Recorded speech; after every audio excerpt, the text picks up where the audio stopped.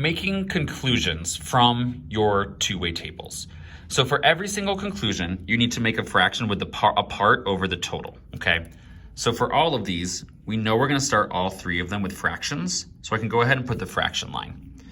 Now the top part is always gonna be a part from one of these four boxes that you created when you analyzed all the data, okay?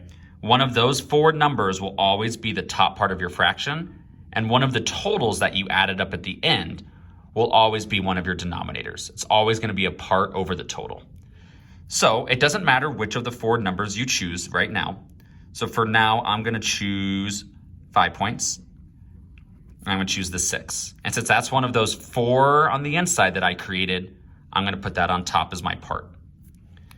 Now, in order to make your conclusion nice and simple and easy, you always need to go grab the total right below it or to the side of it. It does not matter which one you choose, as long as you have one right below or to the side. I'm gonna circle the 20 to the side for now. So I'm gonna write that down on the bottom. Now, in order to make your percents the conclusion an even easier sentence to create, label what in the world are those two numbers counting. So the 6 represents homes and 5 points that are 576,000 or more.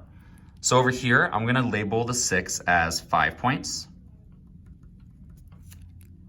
and more than 576. More than 576.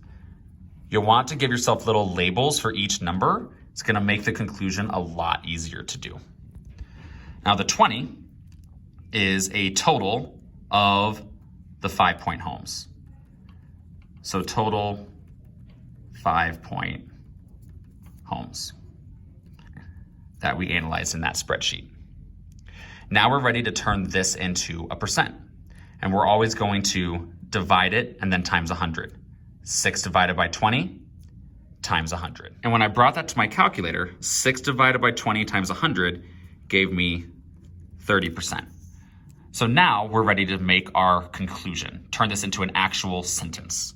And we can use this sentence sum up top. After you get your fraction, your percent's always first, then you always are going to have the word of come after the percent every single time, always and forever.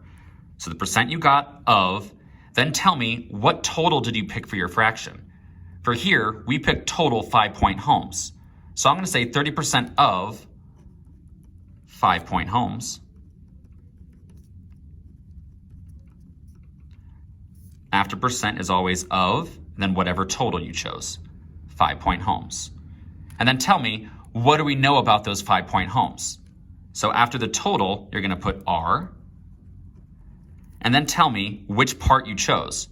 Those 6 houses were all 5 points, and they were more than $576,000. And that's it. So you're always gonna choose one of these 4 numbers in the middle for the top. Once you choose it, choose a total below or to the side, label them up. Divide the top divided by the bottom times 100 to get your percent. You always put the word of after. Then the idea that comes after of is always the total that you chose for your fraction of 5-point homes. And then tell me they are what? Oh, then go to the part, the top of your fraction, more than 576,000.